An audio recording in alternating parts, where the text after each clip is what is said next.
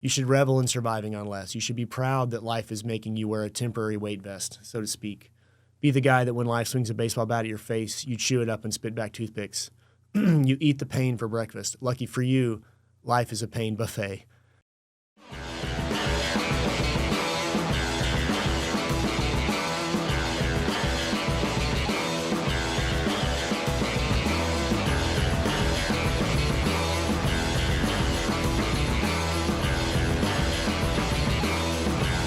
Well, welcome to the first ever ProperThieves podcast with Corbin and Andrew Goldthwait. I feel like I always fuck that up. Can't even say my name. I can't say your last name. How do you say it? Goldthwait. Goldthwait. Everyone at work calls me Goldie because my last name is so hard to pronounce. Yeah.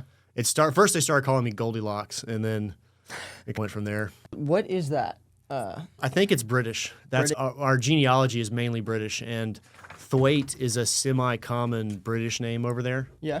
And so somewhere along the way, like a Gold family married a Thwaite family and just combine the two. Yeah. Hi, everybody. My name is Andrew Goldthwait. I live here in Austin, Texas. I'm currently a firefighter for the city of Austin. My goal for this podcast is to meet interesting people that can inspire and motivate me and also give me tangible steps and ideas on how to improve myself in all kinds of ways, from fashion to fitness to finances to relationships to dating to grooming, just basically you name it, anything that the modern man would be behooved to know. So it's my goal that the listeners and get to have the same quality of experience that I do. I love that. I feel like I don't even have to do an intro. We have the exact same goals for the podcast. But my name is Corbin Ruthart. I'm 23 years old. I also live here in Austin, Texas.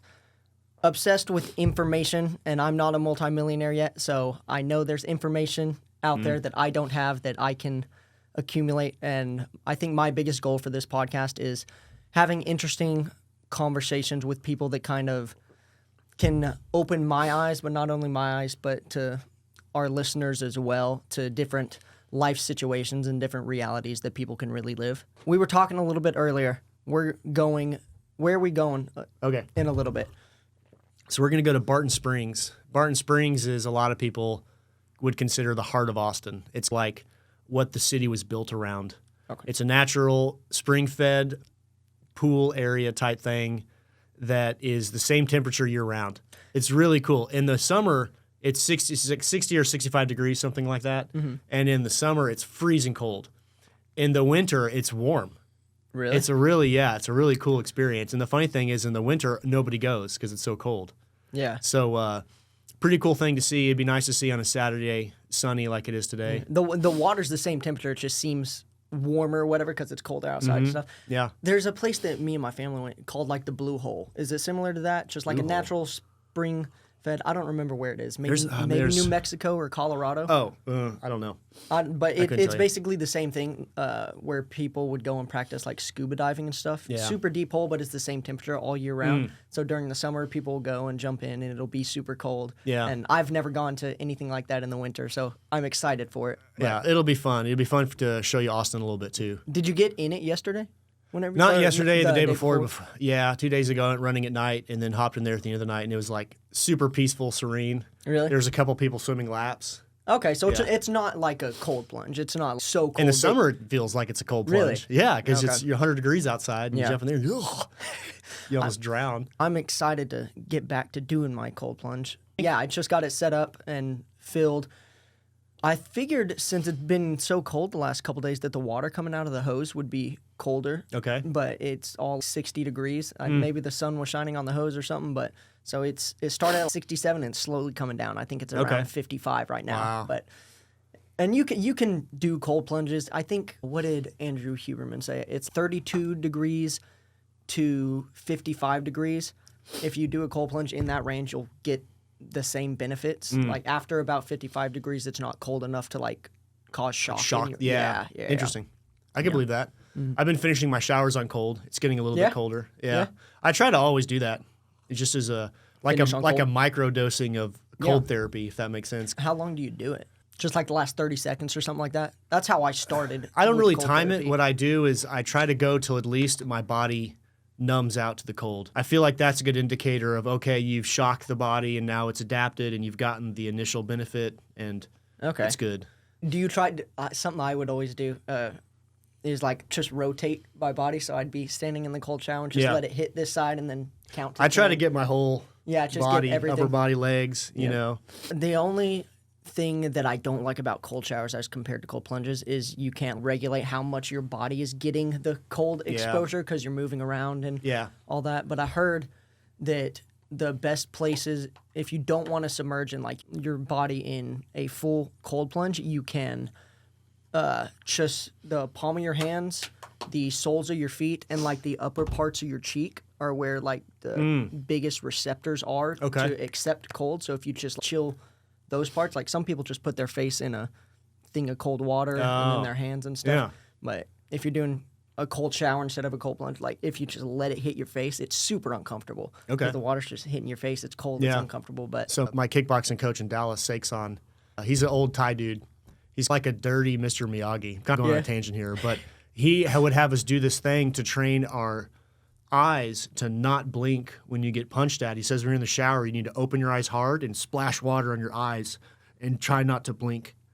And what that does is because it's a natural reaction when something goes to your face to close your eyes to guard your eyeballs. Yeah. But in fighting, you have to learn to delete that reflex and just eat a punch without blinking.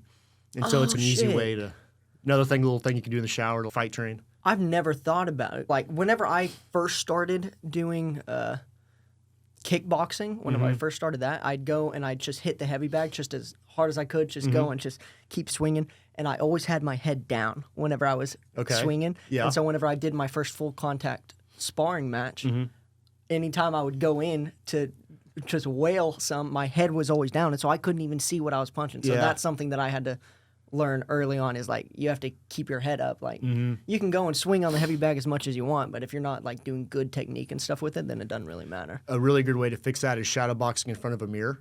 Really? And you train yourself to always have two eyes on your opponent and to always have the outline of a human figure in your sight. And so that naturally will teach you to look straight ahead versus down at the floor. I've always had a hard time on the heavy bag specifically whenever people say, just imagine it's your opponent or imagine it's a human.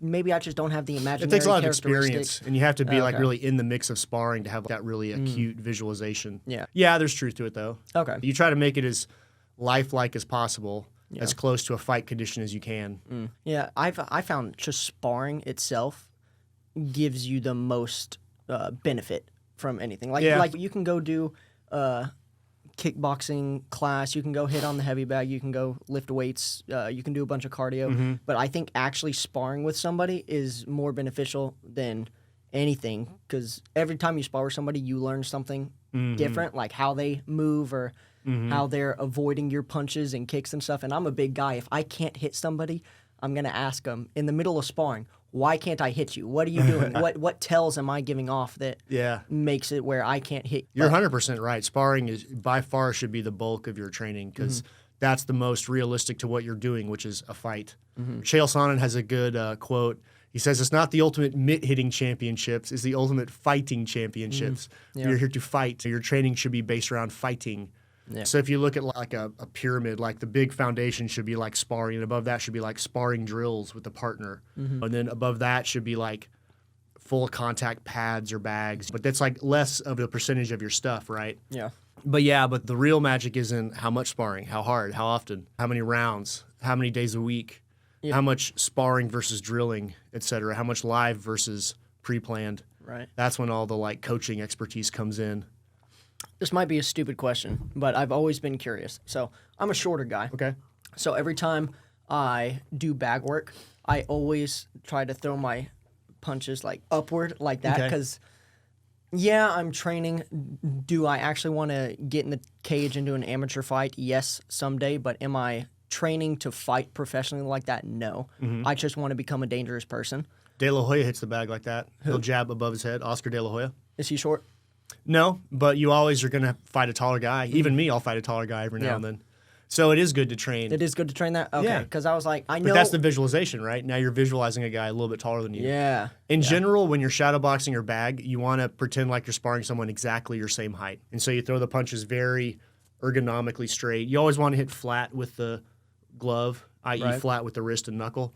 If you punch too much at angles, you can roll the wrist a little bit. Okay. So just be aware of that. You never want to be punching down like you're training for a shorter Yeah. guy. It's always your height or higher. Yeah. That also builds a proper like shoulder endurance and things like that. I may have sparred somebody my height once or twice Yeah. in the last 4 years. Other than that, why is everybody that trains so fucking tall, dude? I'm the only one that's short there. So How tall are you, Corbin? I'm 5'7". Okay. Well, any classes that I've gone to, there's just not everybody's taller than me whenever I go fight. But I think that's good because I'm training to fight bigger people. If I'm Yeah. ever in a brawl, the odds are they're probably going to be taller than me. Yeah. But In general, bullies only pick on people smaller than themselves. Bullies aren't tough. They don't pick on guys bigger than them. Yeah. In general, people will also kind of gravitate to where their body type naturally excels. And so typically in striking, the taller and lighter you are for your height, it's more of an advantage.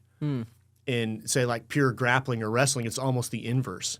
Usually the more stocky and compact you are and shorter you are per your weight class, it can almost be an advantage. yeah. So a lot of times early on, you'll go to jiu-jitsu classes and you're like, why am I such a ragdoll? It's all Yeah. these little Neanderthal motherfuckers. So Yeah. the truth is, though, that like in MMA and like a full freestyle fight, you want just a balanced athletic body. Not too tall and skinny, not too short and squatty, not too overdeveloped upper body, lower body. Yeah. See, I think I have a pretty good frame right now. I'm not jacked. I look decent. My shoulders are rounded. Where my little brother, I'm okay, I guess. no, but my little brother, he's 5'3", but he's just Yeah, he's a swole. tank. I'm content with where I am now, like for fighting, like Yeah. a fighting body. Yeah. I think it is good. Oh yeah, you're exactly where you need to be. Like if you spend too much time altering your body for like aesthetics or cosmetics, you can throw yourself out of whack subtly athletically. Yeah. So it's always good to maintain like the planches and the athletic stuff you're talking about, and things like sprinting and fighting and blah blah blah blah blah. That kind of keeps your body in these certain dimensions. Yeah. Everyone's got some kind of genetic predisposition to maybe have a little bit bigger arms, a little bit bigger calves, blah blah Yeah. blah. But as long as you train for athleticism and your body and just let your body take its natural course, Yeah. that's the best way to do it. Then segue. So then, what's your opinion on CrossFit? Because I know a lot of people talk shit on CrossFit, but Yeah. I mean, my original thinking is if you're just training to be an athlete, I don't think CrossFit training is technically a bad thing. Like, I feel like CrossFit gets a lot more hate than it should. I think it's still beneficial. Some of the Yeah. exercises I think are fucking retarded. I have mixed opinions on CrossFit. I think it's good in the sense that it provides a group atmosphere for people to go and get really hard, high intense workouts. And just that motivation alone and the accountability of the group will increase your attendance. And for a lot of people, they get in a phenomenal shape doing it. I think the downside of it, though, is that weights in general should be like a very personalized thing, very tailored to your strength limits, your volume limits, etc. Yeah. And if you're just doing a generic workout, very high degree of risk of injury, overtraining, stuff like that. So a lot of people, they go to CrossFit hard for 2-3 months and they get a big catastrophic injury, you know? Yeah. It's like going to a restaurant and then there's no menu. It's just, here's what the chef made today.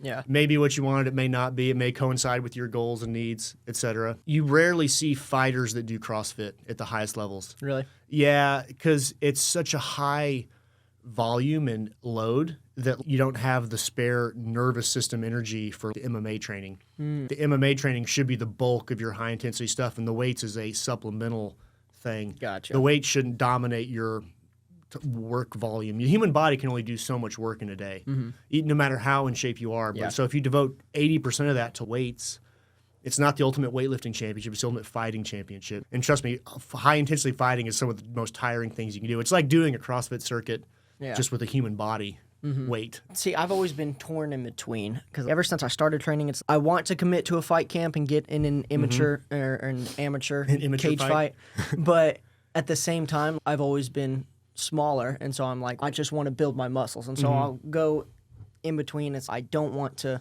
put on a lot of muscle and a lot of weight because Yeah. I don't want to fight in a higher weight class. But then I'm like, I feel skinny and scrawny. Yeah, and that's then- the eternal struggle of being a fighter. okay. is So that- that's not something that's just in my head. No, I've been struggling with that my whole life. Okay. Yeah, because I'm naturally skinny and I want to fill out and I want to look muscular. But when I start fight training, doing all that cardio, I look like a junkyard dog, just like skinny. And but when it comes to like how deadly I am in the ring, it's night and day difference. Yeah. I'm just shaving off 5 or 10 pounds. You're going to feel like massively more explosive and quick and coordinated and all these things. There is a way, like the clean bulk, you can still add muscle as you increase your fighting ability, but it's just going to be slower on the bulk. But yeah, like when it comes to fighting, especially when you turn professional, like you have to make the conscious decision that like the way I look takes a back seat to the way I fight. You know, when you're an amateur and you're doing it for fun, you know, go back and forth. But you know, that's kind of how I am. Like I don't ever see myself fighting professionally. I have other shit that I want to pursue besides that. Well, you can do both, man. As long as you are disciplined and you get enough recovery and your diet's clean, you don't drink all that stuff, you can do like heavy weights and training. Yeah. And still build muscle and get better. I mean, like, just like overall, like, as much time as it would take to train and be a professional MMA fighter, I kind of don't want to give up that time just to train to fight in the ring. I just want to become, like, the most dangerous version of myself. I think you should, like, get a year of training under your belt and then set it some goal. Like, within the next year, I'll have my first amateur fight kind of thing. You've, like, just taken a year and grow your skills naturally. There's no rush to get in the ring. There will always be somebody willing to fight you. Yeah. And you want to, you know, talk to your coach about it, blah, blah, blah. Make sure because he sees you every day. He'll be the one to be like, you're ready, you're not ready, et cetera. Yeah. And he'll be the one that like day in, day out's like putting you through the workouts, holding the mitts. You know, he'll be the one that wraps your hands backstage, blah, blah, blah. You want to, you know, feel comfortable with your coach, the gym, all that stuff. I don't want to say plan it out, but in the back of your head, the fight's coming at some point. Luke Barnett said he recommends you have 3 fights. 3 fights, he thinks the sweet spot, getting the T-shirt hat. Been there, done that kind of experience. You know? Gotcha. Okay. Gives you the chance to maybe win one, lose one, go the distance, win quick, etc. Yeah. All those things. Well, I need to find a new gym. My 6-month membership at the Diaz Martial Arts expired January 15th. Like, that's expired. I'd like to try another one. You mentioned a couple ones. You know, it's a really small community, and I don't like to break down people, you know, like brutally, like this coach is this good, this coach is not, these guys are good, these guys are not. Yeah. But there's a pretty good amount of talent in Austin that you can find a good group. Yeah. And ironically, a lot of gyms kind of gravitate toward bigger men or smaller men because as the student ball grows, you know, like if a 250-pound man showed up and everybody was 130 pounds, he would probably go find another gym when all the guys are like 200 plus, right? Yeah. And then same thing for the 130-pound dude. He shows up and they're all 250-pound dude. Like, okay, I'm going to keep looking. Yeah. And so these gyms kind of just balloon out with like similar weight sizes and stuff. Well, like I'll go like to a gym. I'll look at it. If I like the vibe, then I'll sign up. Yeah. Like I don't go like a bunch of different ones, and I just feel like it's a waste of time. Like if I find one, I'm chill with everybody there, then I'll just sign up and go there. But maybe that's something I should do. Just go in and do a class at each one or something. Just like that, having the home base is going to increase your training tenfold. Really? Yeah, because you're comfortable going, you're friends with the people, you're familiar with the workout, so it's not as mentally taxing, the unknown. And then all of a sudden, as the weeks and months go by, you start stacking more and more training sessions in without really feeling like you did. I need to do that. Maybe I'll focus more on fighting this year because I don't have a weightlifting gym either. Like I don't have a membership at Gold's or that racket club. I was waiting for this Crunch Fitness to get finished. I thought it was going to be done by the end of the year. Yeah. I'm furious because I moved where we did specifically because I knew that was in development. Yeah. And I think it was supposed to be done by the end of 2023. Yeah. And it wasn't. Maybe I'll just save that money on a weight gym and just go join an MMA gym and just go back to my calisthenics workouts. You can build a great physique with calisthenics and stuff. I kind of like having athletic handicaps for short periods of time. Like, for example, I went to this one station, and I have a new station, and all they had was a dip bar and a weight vest. Yeah. And so for the month or two I was there, all I did was like multiple sets of heavy weighted dips. Yeah. And I was like, all right, this is going to be my short-term goal, build some pecs, et cetera, or whatnot. You get some pecs in your triceps? A little bit, you know, and I built some strength in the weighted dip, which is a good move. But sometimes it's fun to have limited options so you can like just set a couple goals. Yeah. You know, like if all you have is a bench press in your garage, you'd be like, all right, for the next 2 months, I'm going to do bench press. Yeah. You know, bench the fuck out of this press. Yeah. And sometimes it makes it easy. Like if you're in a huge gym, there's all this equipment and all this different bullshit that you can go do, treadmills and cardio and so many different machines. Like, which one do you pick? Yeah. So I agree with you. Sometimes it's easier whenever you go to a place that just doesn't have a lot, and you're just like, okay, that's easy. Well, Yeah. that, and that. And it's So let me done. ask you, let me shift topics a little bit. Okay. What are your thoughts on dressing for the gym? Because gym fashion's a whole avenue of It fashion. is. I've never been one to try to look good in the gym. I don't see the point in it. Like, I've always been the dude that like goes in with his hoodie up, like a hat, hoodie up, and headphones on the hoodie. Yeah. I don't fucking talk to people in the gym. When I go to the gym, I look like a piece of shit. People don't talk to me in the gym. And so Well, I'm I've not going to never- the gym to talk to people, but Yeah, but I've I always. mean, I'll go in there in a super baggy t-shirt and sweatpants. But Yeah. as I get older, I realize like it's not bad to have some nice fitting gym clothes. Yeah, like I like a good pair of sweats. I think I don't wear a lot of shorts except Mm-hmm. for leg days or whatever. But I think a good pair of sweats, and I like tighter fitting shirts Yeah. that I'll wear underneath just so I can see my pump afterwards. But Yeah. I'll wear my hoodie the entire time I'm working out, and then Yeah. just take it off to see the pump at the end. Yeah. But even then, like I'm I not gotta see the pump every rep, man. really. Fuck yeah. Yeah. Like sometimes I'll just do like one exercise and then take it off and then watch myself for the rest Mm-hmm. Yeah. of it just to see it. But I've never tried to like match, I don't know, my shoes, my sweats, and my hoodie to all be color coordinated or anything At some like point, that. it looks too metro. yeah, looks silly. It's like you're trying too hard to be fashionable in the gym when you just need to go and work out. So there's a fashion trend I really hate, and I'm What? glad you don't do this. But the people that like men that wear yoga pants and then under their shorts, so like tights are covering their legs. I've seen that. I've done that before. I've done it before. Don't do that anymore. Well, I did it whenever Don't do that if you go to the gym with me. I won't. I don't even have a pair of tights anymore. But I used to do like high school, and whenever I first started doing like MMA training, I would wear. Yeah, sweats it's different if underneath. you're grappling. They call them spats. Even that, Eh. I don't know. I Yeah. don't think men should wear yoga pants in Pants general. underneath. It doesn't. like when- If you have skinny calves, it doesn't cover up your calves. Yeah. You Well, know? like we would wear them in like football, like underneath our football pads or whatever to stay warm. And, like, yeah, that's you're different. staying warm. Yeah, but as just like a fashion type thing, I think it's retarded. I don't think it adds any benefit to your workout whatsoever. It's Of just course not. There's no people trying to benefit. look good for no fucking Yeah. reason. Another one of my pet peeves are headbands. I just got rid of my headband. Good. I just got rid of it whenever I moved. I gave it to my little brother.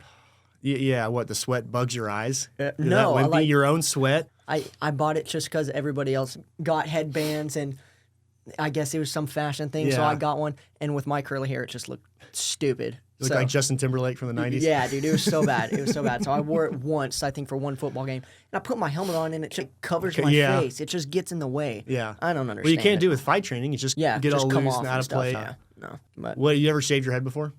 yeah. What do you think about that? Not since I've been an adult, but whenever I was in like junior high, I would dye my hair every single Yeah. summer. So I had super bright pink, I had blue, I've done purple. I just bleached it for a year, and Yeah. after each one, I would just shave it bald. That's cool. I would just shave it bald. I think I have a weird shaped head. Really? Yeah, Oh, yeah. I bet not. I don't know why. Like, I used to do a lot of gaming, like Call of Duty and Fortnite with my little Yeah. brothers and stuff. And I think I had my headphones sitting on my head for so long that I swear to you, there's like a dip in my head from where those headphones sit. And I kind of feel it. Whenever I get a haircut again, I'll let you feel it because Okay. I shit you not. I swear to God, there's a gap in my head. But no, I have before. I don't have anything good or bad to say about it. It was, yeah, it's just Well, a so thing. let me ask you this. Let's talk about fashion some more. Going into 2024, you're a pretty fashion forward dude. What like fashion trends do you see that are new with men's fashion? Do you see anything changing, or I mean, like, what do you notice? not particular. Like everyone that I hang out with that is like full is it's really just like nice suits. Okay. Suits do seem to be coming a lot more back in style. They do. I like it more. Well, and that might just be just because the people that we hang around with Yeah, are all, true. are all nice dressing men. Something that I've never worn that I see a lot of people wearing are like the loafer dress shoes Yeah. that you don't wear with socks. Yeah. I've never worn a pair of shoes without socks. Something about that just seems Yeah. weird to me. Like, all the high-end fashion dudes, they wear like slippers with their suits, no socks. Yeah. Or maybe they like there's actually little tiny socks you can get that barely cover your toes. Yeah. They're like invisible socks. See, but- I feel like that's just uncomfortable. But like whenever we Yeah. went to Houston, one of my buddies had a pair of those. They look super nice. They do look clean. Like it looks really nice with a suit because you don't have socks coming up your legs and stuff. It Yeah. looks really clean. And he told me, he was like, you're not supposed to wear socks with these type of shoes. I guess they're made specifically that you don't have to wear socks. They're like super comfy or something like that, maybe. I wonder how they don't absorb smells. I have no idea. That. It's got to maintain them, I Yeah, guess. but that's the only like fashion weird thing or something that I think is weird that I've never done before. What about you? Have you seen some weird stuff? You're What I notice is the men's clothes are getting more tight fitting, like the jeans and the pants. They used to be wider at the ankle, more straight now kind of more tailored to the calf and the ankle. shorts too. Shorts is a big one. I remember whenever Yeah, I was shorts are like 5-inch shorts, they call them. Yeah, on the men. I was in high school and everyone's short had to go below their knees. It had to go below their knees, otherwise they were girl shorts. And now you don't see that anywhere. They're all the 5-inch seams. Yeah. God, I don't know. It depends. Fashion is all like so city specific almost.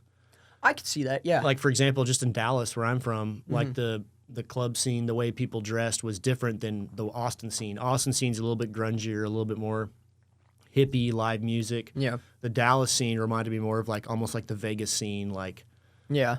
the accessories, the pants, like Handbags, watches, like hand jewelry. And a little stuff. bit more just like, I mean, it used to be Affliction t-shirts was like the Dallas thing. When what those is were- that? Affliction's an old brand of shirts that like had these designs on them and stuff. Oh, gotcha. Like in Vegas, for example, a lot of the guys used to like, they would shave their head in these weird patterns and dye it and do all kinds of funky stuff Oh, with okay. their hair. I've seen Like, some stuff like that. and you'll see that in Dallas Yeah. more. In Austin, you don't see a lot of that Weird. look. Europe is different too. The way you dress in Europe, European men, they wear I feel more like of they're the- very like clean cut over there in Europe for Yeah. the most part. They Yeah. they're just like cleaner people, I feel like, than cleaner people. Yeah. Maybe. I could be wrong. Maybe that's like what it's portrayed in movies. Really? Even the French people? I don't. Maybe it's just the sound of their voice that makes me think they're more elegant. Honestly, it might just be their accent. It's like, man, they talk sweet. Proper. Yeah, proper. Yeah. So the staying focused thing, we're kind of talking about that earlier with the piano and the fish tank and the Yeah. stuff like that. Yeah. Like, I think for people that are intellectually curious, they can almost fall into the trap of having too many interests, too many hobbies, too many irons in the fire. I think I have even that not just issue. with business. Oh, I want to learn a music instrument. I want to paint a picture. I want to learn to fight. I want to have a business. I want to. Yeah, you're thinking more along the line like too many like hobby type things. Because I think I have that issue, but whenever it comes Well, it to all like pulls in the same businesses- 24 hours of the day. Yeah, Whether it's making you $1 million a day or whether it's costing you $1,000 a month. yeah. you Because know? all like everything in my head is like ways that I can make money. Because like I did day trading for a while. I got a few rental properties, and I was looking at getting into videography, and then I want to create a health and wellness course to just teach people how to be happier, healthier, and wealthier. And then the podcast and video editing for Yeah. clients. I just have a bunch of things that I want to do to make money, and I feel like Alex Hermosi said it one time.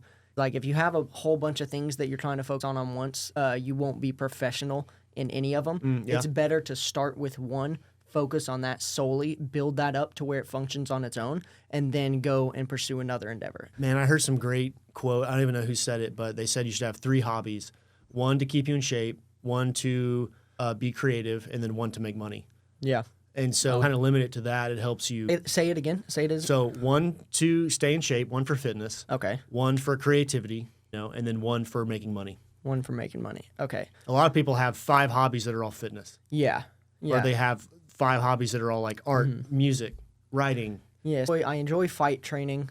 I enjoy making money, like through the podcast, day trading, and all that jazz. So I have hobbies in those areas, but I feel like creativity is where I really struggle. Like having a hobby that's This is very creative what we're doing right now. You think so? Oh yeah, video editing Okay. and if it's not creative entertaining, it'll be flat and boring. See, I always thought that like a creative hobby was something like learning in like a musical instrument. yeah, but it could be or that too. or working on a car. Like I just got my Mustang and thought about keeping it as a project car. But it's Yeah. like I don't really have a creative hobby that's like entertaining for me to do that doesn't Yeah.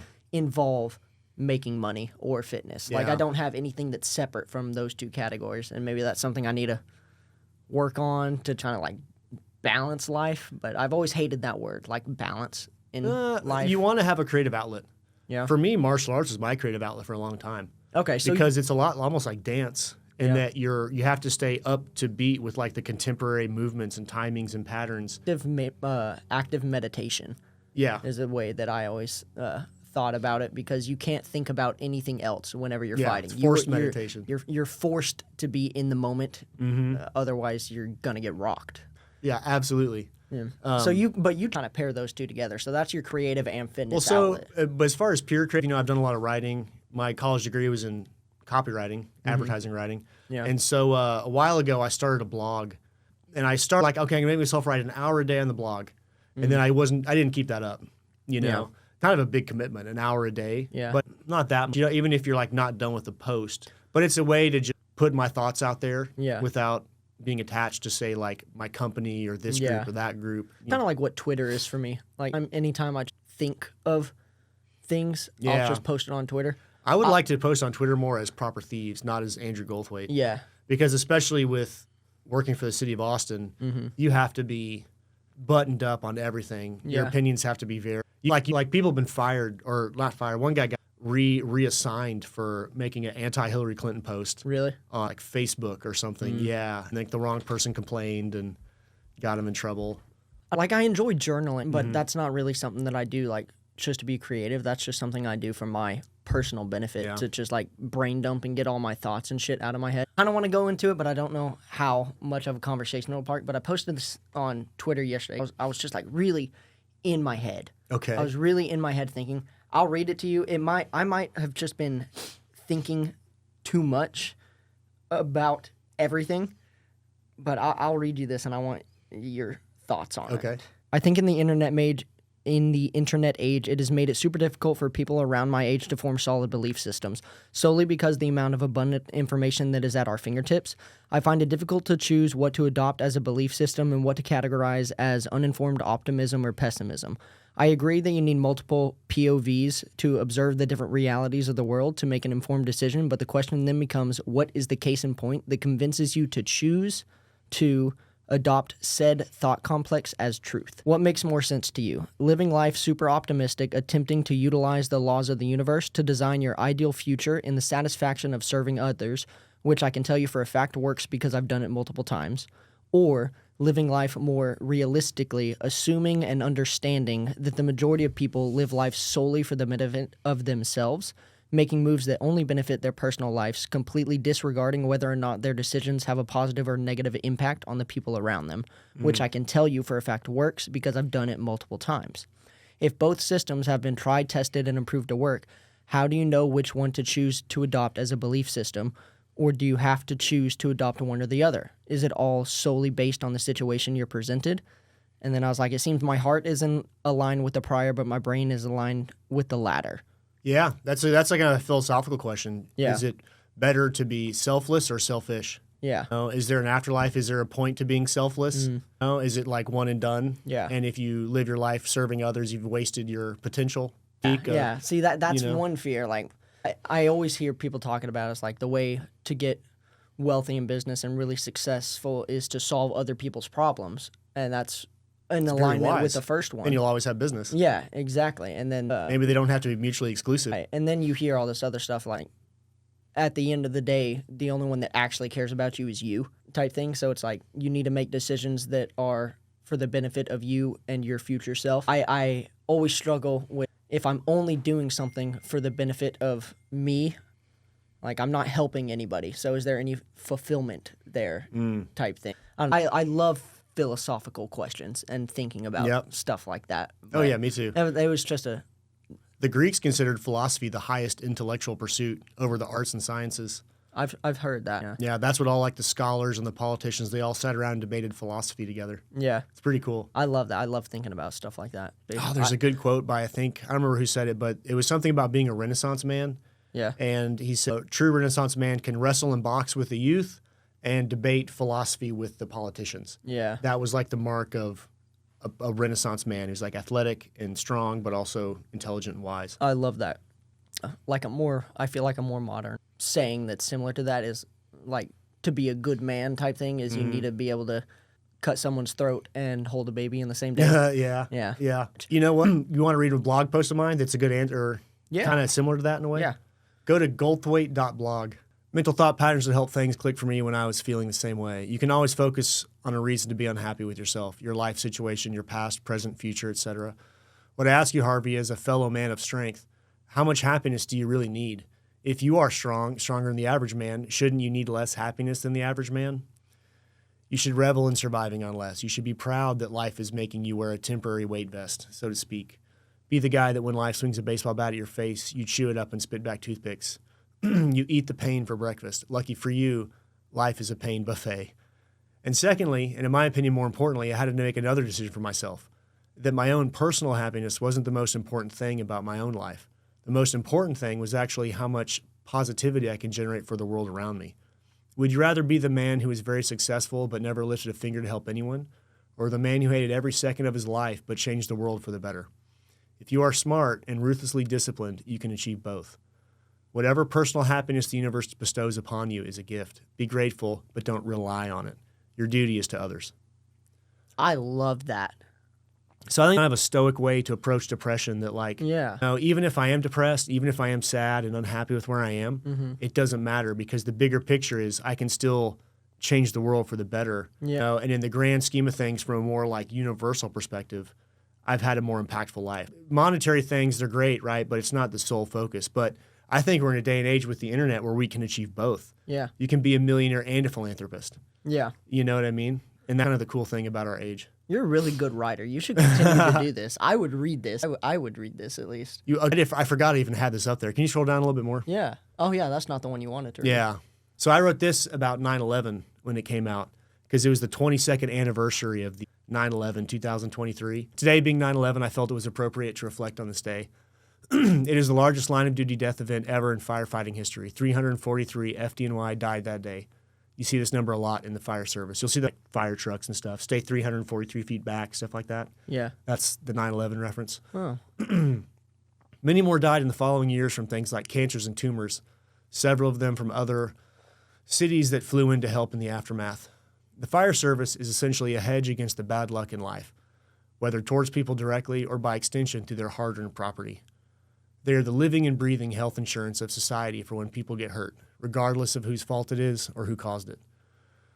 They had only woken up a handful of hours earlier. Most probably didn't even have time to grab breakfast and kiss their children goodbye as they rushed out the door to beat morning traffic. It was both a day exactly the same as any other and unlike anything seen before. Risk a little to save a little. Risk a lot to save a lot. This is an industry-wide principle. Should we go in? Should we take the chance? Should we do this? There had never been a greater a lot moment in the history of the United States of America. You don't have to be a firefighter to know that when those boys and girls got out of the truck and started to get the size up, that they knew it had to be a suicide mission. The weight of the situation was astronomical. Thousands trapped in a burning skyscraper, almost 100 floors in the sky, elevators mostly all out of service, seconds to make a decision and take action, total chaos. And I know they all knew it immediately, that extreme bravery was their only option. They knew, they swore an oath to act in the face of danger. They swore to protect and preserve, to put others before themselves no matter what, to act with honor, bravery, and compassion at all times, both on duty and off. In this day, they were put to the ultimate test, asked to make the most noble sacrifice of all, to risk everything for strangers. And guess what? Not a single firefighter walked away. Not a single one turned their back and said, "Not me, not today." Not one said, "I can't." They all suited up, grabbed as much equipment as they could carry, and started their long march upwards toward the chaos. So let us not dwell on anything today but their profound courage and heroism, their display of stoic bravery in the face of impossible odds. This is not a movie scene written by some Hollywood screenwriter. These are people just like me and you who stepped up despite all fear, all peril. Odds be damned. This should be a somber reminder to all members of the fire service that this is a serious job, that you should wake up every day prepared for the worst fire of your career, that you are standing on the shoulders of giants, and to respect with full sincerity the weight of your duty now and the mountain of work done by those before you. You will never know when the big one hits. All you can do is be prepared as possible, cherish the moments you get with your loved ones, and be right with God at all times. Act accordingly, train accordingly. And to everyone that is not in a fire department somewhere, we honor these men and their historic act of heroism together by replacing our own feelings of sadness and anger around this tragic event with a sense of renewed strength, courage, and most importantly, of hope. The example was shown, the price was paid. Evil will never win. It can only delay the inevitable. Evil has no hope because good always wins in the end. We are a people indivisible. We believe in justice and liberty for all. We stand proudly under God, and we honor those who on this day showed us all what it is to be a hero. These men showed us that a true hero believes the life of a stranger is just as valuable as his own, and that absolutely nothing in the entire universe will stop a true hero from performing their duty. Thank you. That's good. Kind of emotional read that. It's hard to... Yeah. So I was watching the 9/11 footage, and it's all these families like crying, and they go up and they always have big pomp and circumstance on 9/11 with like pictures of all the fallen and their family and their like uniform tags and stuff. So it's a pretty like heavy, weighty day, right? And I don't know how much of a conspiracy theorist you are, but there's a lot of mystery behind the origins of 9/11 and maybe what the truth of how it caused or whatnot. And so I have a hunch George Bush maybe had some tie to this. I don't know what it was, but I think he maybe was not as genuine as he appeared. And so I remember throwing on his speech on when he went to the crowd. What do they call it? He went there and he gave a speech, and he's just this old, two-faced dude with a megaphone, like, we're going to kick their butt. We're going to teach them a lesson. And I'm like, you son of a bitch. Like, you went there and just like gave this speech to these people, this tragic event. And so I wrote that as if it was like a president giving a speech. Yeah. Now. You should really continue writing. Thank you. I enjoyed that a lot. I'm a pretty good writer. Yeah. And I don't like spit these out like Twitter things. I kind of have to craft them and edit them. It takes a while if I do something good. This is not something I would post like Instagram or Facebook, like everyone to see. Like post this here, and if they want to see what I'm writing, they can come and visit my page. It may be stupid, I don't know. No, I've never been in the fire force, or a firefighter or anything like that. Hearing that, it's like y'all do so much more than people realize.